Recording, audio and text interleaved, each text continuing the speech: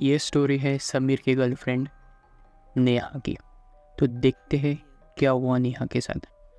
समीर और Neha graduating students थे और इन्हें लिव इन में रहना था, लेकिन पेरेंट्स के इश्यूज़ की वजह से ये लिव इन में नहीं रह पा रहे थे। तो इन्होंने क्या किया, दे प्लेड स्मार्टली। उन्होंने 2 कमरे रेंट किए, 2 अलग अलग बिल्डिंग में। एक था समीर का और एक था नेहा का। अब जो नेहा का रूम था वो समीर के रूम से बस कुछ 1-2 किलोमीटर की दूरी पर ही था। तो जब चाहे वो एक दूसरे के रूम पर आ जा सकते थे और रहते थे, तो वो दोनों समीर के रूम पर ही मोस्ट ऑफ द टाइम। तो जो नेहा का रूम था वो महीने के 30 में से 25 दिन तो बंद ही रहता था। और उसको अगर समझो कल सुबह जल्दी क्लास को उठ के जाना या फिर उसकी कोई मीटिंग वगैरह रही तो ही वो अपने रूम पे चली जाती थी। क्योंकि बात ये थी कि समीर रात में देर से सोता था और उसे जल्दी उठना पसंद नहीं था, इसीलिए उसकी गर्लफ्रेंड अगर जल्दी उठ जाती थी तो उसे उसकी स्लीप ख़राब होती थी, उसकी नींद ख़राब होती थी। तो इसीलिए वो अगर कभी उसकी जल्दी क्लासेस रहते थे तो वो अपने रूम पे चली जाती थी। तो ऐसे इन्होंने किया था कि 2 सेपरेट रूम ले लिए थे। तो अब हुआ यूँ कि जो ये इंसिडेंट हुआ था नेहा के साथ, तो हम एक बार नेहा का पूरे पीजी का आर्किटेक्चर देखते कि वो कैसा था। तो फर्स्ट एक मेन गेट था और मेन गेट से ही लग के वो बिल्डिंग थी। वो 3 फ्लोर्स की बिल्डिंग थी, मतलब ground floor, first floor and second floor. Ground floor था लैंडलॉर्ड्स का, बट लैंडलॉर्ड्स साल में से बस 2-3 महीने ही आते थे और बाकी के दिन वो अपने बेटी के साथ रहते थे कनाडा में। तो लैंडलॉर्ड्स की कोई दिक्कत नहीं थी। अब जो ग्राउंड फ्लोर पे लैंडलॉर्ड थे उसके ऊपर का फ्लोर था फर्स्ट फ्लोर। अब फर्स्ट फ्लोर जो था वो पूरा लॉक था, उस पर कोई नहीं रहता था और वो पूरा अंडर रेनोवेशन था। तो उसका रेनोवेशन 6-7 साल से चल ही रहा था, क्योंकि वहाँ पे कोई रहने भी नहीं आया था और लैंडलॉर्ड्स ने बोला था कि वो हम लीज पर दे देंगे, पर उसका रेनोवेशन होने के बाद। तो रेनोवेशन तो अभी तक हुआ नहीं था, इसीलिए वो पूरा फ्लोर ही लॉक था। और जो सेकंड फ्लोर था वहाँ पे 2 कमरे थे। एक था ईस्ट साइड, उसके बीच एक कॉरिडोर, और एक था वेस्ट साइड। ईस्ट साइड का जो कमरा था उसमें एक बालकनी थी और उस बालकनी के नीचे ही रोड था। तो उस बालकनी का बहुत अच्छा व्यू आता था, मतलब सनराइज़ आप उस बालकनी से देख सकते हो। और बाकी का एरिया भी वहाँ पे खुला था। तो अगर हम वेस्ट साइड चले गए पीजी के, तो हम मून राइज भी देख सकते थे शाम में। तो ये बहुत अच्छा, उनकी पोजीशन बहुत अच्छी थी, उसका आर्किटेक्चर और पोजीशन बहुत अच्छा था उस पीजी का। तो ईस्ट साइड के रूम पे नेहा रहती थी और वेस्ट साइड के रूम पे एक लेडी रहती थी, पर वो हमेशा बाहर ही रहती थी, क्योंकि उसकी पार्टीज़ और उसके जो फ्रेंड्स थे उनके साथ बाहर ही चली जाती थी वो। तो हमेशा वो खाली ही रहता था मोस्ट ऑफ द टाइम। और जो ईस्ट साइड का कमरा था वो नेहा ने लिया था 3-4 हज़ार रुपये ज़्यादा दे के, क्योंकि वो कमरा ऐसा था कि वहाँ से बहुत अच्छा व्यू था, तो उसने वो ले लिया था। अब एक दिन क्या होता है कि समीर और नेहा समीर के रूम पे थे और इन दोनों के हुए झगड़े। और झगड़ा ऐसा हुआ कि बहुत बड़ा झगड़ा हुआ और नेहा उठी और चली गई अपने रूम पर तेज़ी से। और हम दोनों इनके थोड़े कैरेक्टर्स देखते कैसे। तो समीर था सेंसिटिव बंदा, सेंसिटिव, और वो थोड़ा डरपोक भी था नेहा के कंपैरिजन में। नेहा उससे ज़्यादा ये थी स्ट्रॉन्ग, और नेहा एक लॉजिकल पर्सन थी और वो एक साइंस स्टूडेंट थी। तो उससे ज़्यादा कोई ऐसे डर वर नहीं था। अगर उसने कोई परछाई भी अगर देख ली तो उसका वो लॉजिकल एक्सप्लेनेशन देती थी कि ये ऐसे ऐसे है और ये ऐसे ऐसे हुआ रहेगा, इसीलिए वो मुझे दिखा। मतलब वो ऐसे कोई ज़्यादा डरती वगैरह नहीं थी इन कंपेयर टू समीर।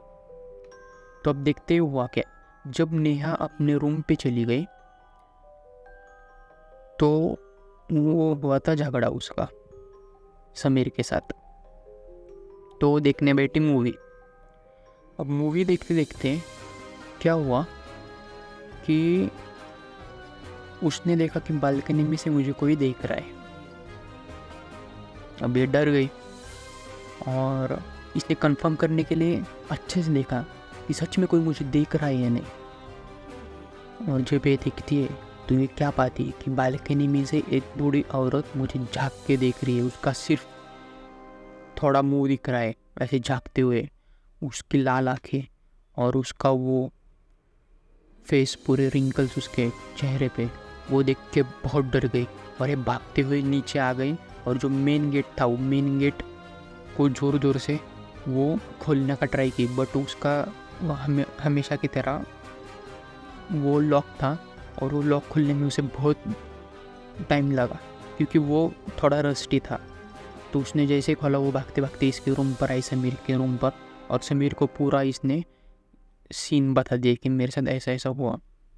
और हाँ, और एक बात मैं भूल गया आपको बताने के लिए कि जो इनका पीजी था उसमें कैसा सिस्टम था कि जब आप ग्राउंड फ्लोर पर हो तो आपको चढ़ने के लिए सीढ़ियाँ रहती थी।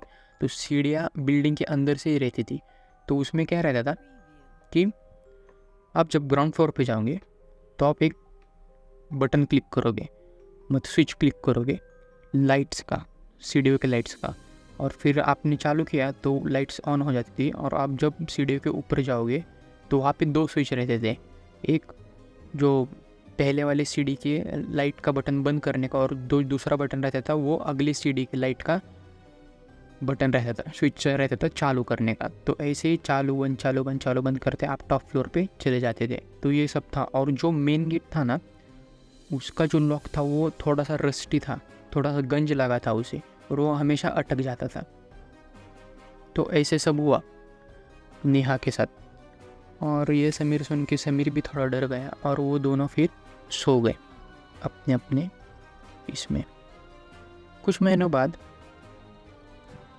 जो वो लेडी रहती थी वेस्ट साइड में, तो वहाँ से चली गई। और ये मौका देखते ही नेहा ने अपना फ्लैट चेंज कर लिया, मतलब ईस्ट साइड से वो वेस्ट साइड में आने को शिफ्ट हो गई।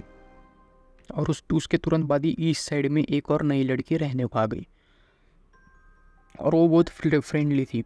और ये मतलब समीर और नेहा और वो जो सामने लड़के थे वो अच्छी दोस्ती हो गई उनकी, और वो अच्छे से बैठते थे, खाते थे, पीते थे, मज़े मारते थे। तो एक दिन की बात है, ये जब समीर के रूम पर ही थे और जब ये दूसरे दिन नेहा के रूम पे चले गए तो उन्हें वो क्या पता चला कि जो सामने वाली लड़की है उसने अटेम्प्ट टू कर लिया, मतलब उसने अपने को खुश करने का ट्राई किया, और वो भी पूरा एक स्लीपिंग पिल्स का पैकेट खा के। बट एट दैट मोमेंट उसके फ्रेंड्स वहाँ पे थे और उन्होंने मतलब उसको वॉमिट करवाया और वो सब बाहर आया और वो बच गई कैसे तो। और ये किस्सा सुन के ये बहुत डर गए थे कि ऐसे कैसे कर सकते हैं कोई, और ऐसे कैसे हुआ। तो कुछ ना कुछ तो है उस रूम में प्रॉब्लम। फिर इसके बाद होता है कि ये अपने कॉलेज से आते एक दिन और नेहा के रूम पे बैठते और वो सामने वाली लड़की आके वहाँ पे बैठती। तो बैठने के साथ ही ये शुरू करते बातें कि क्या हुआ, कैसे हुआ। तो लड़की बात करने को शुरू करती कि मैं जब रह रही थी उस रूम में, मतलब अभी भी रहती हूँ, तो मुझे बहुत डिप्रेसिंग फील होता है और उस वक्त भी बहुत मुझे डिप्रेसिंग फील हो रहा था, इसलिए मैंने वो कर दिया। पर अभी भी मुझे पता नहीं कि मैंने ऐसा क्यों किया, क्योंकि मैं ऐसा कभी नहीं कर सकती और मेरे से हो गया वो, पता नहीं पर कैसे। और ये सुन के भी ये शौक में थे। अब आ गई थी दिवाली, और दिवाली में ये दोनों अपने पेरेंट्स के घर पे चले गए थे और वो पूरा पीजी खाली था और वहाँ पे बस वो अकेली लड़की थी। तो समीर को उस लड़के का रात में कॉल आता है, पर ये रहता है अपने बियर बार में। तो वो दूसरे दिन सुबह उसका कॉल देखता है और वो नेहा को फ़ोन करता है कि नेहा मुझे इस लड़के का कॉल आया था, क्या तुम्हें भी आया था? नेहा बोलती हाँ मुझे भी आया था, क्या पता क्या हुआ। तो फिर वो उसी दूसरे दिन वहाँ पे पीजी पे पहुँचते अपनी सब छुट्टियाँ वगैरह ख़त्म करके और उस लड़की से मिलते हैं तो वो लड़की क्या कहती है कि जब मैं स्टडी कर रही थी तो अचानक से मैंने देखा कि बालकनी में से कोई मुझे झाँक के देख रहा है, और जब मैंने देखा कि एक बूढ़ी औरत मुझे देख रही तो मैं झट से भागी वहाँ से, और नीचे उतरते उतरते मेन गेट पर से मैं बाहर खोलने को ट्राई किया तो मेन गेट लॉक था, और मुझे तेज़ी से आवाज़ आया पीछे से कोई तो भागते सीढ़ियों से नीचे आ रहा है। और जब मैंने ज़ोर से धक्का दिया मेन गेट तो तभी खुला, और मैं भागते भागते हुए मेरे कज़िन के रूम पे चली गई, और वहीं पे रह रही हूँ मैं अभी भी। ऐसा उसके साथ उसने कहा तो ये दोनों भी डर गए, और इन्होंने भी अपना किस्सा उसके साथ बताया कि हाँ हमारे इसके साथ भी, नेहा के साथ भी ऐसे ही से हुआ था, पता नहीं क्यों ऐसे क्यों हो रहा है, वहाँ पे कुछ तो गड़बड़ है। तो फिर उस लड़की ने वो तो रूम चेंज कर ही लिया कुछ दिन बाद, और हमारे भी वेकेशंस आ गए थे, विंटर वेकेशंस, तो हम भी चले गए थे अपने अपने घर वापस। और जब हम कुछ महीनों बाद वापस आते हैं वहाँ पे, तो हम एक टपरी पे रुके थे छुट्टा मारने के लिए, और बातें करते करते अचानक एक लड़का हमारे पास आता है और वो कहते हैं हाँ तुम वही पीजे पे रहते हो ना। तो हमने कहा हाँ उसी पीजे पे हम रहते। तो वो एक स्टूल लेता है और उस स्टूल पे बैठता है, और हमें पता था हाँ 2 साल पहले मैं भी उस पीजे पे रहता था।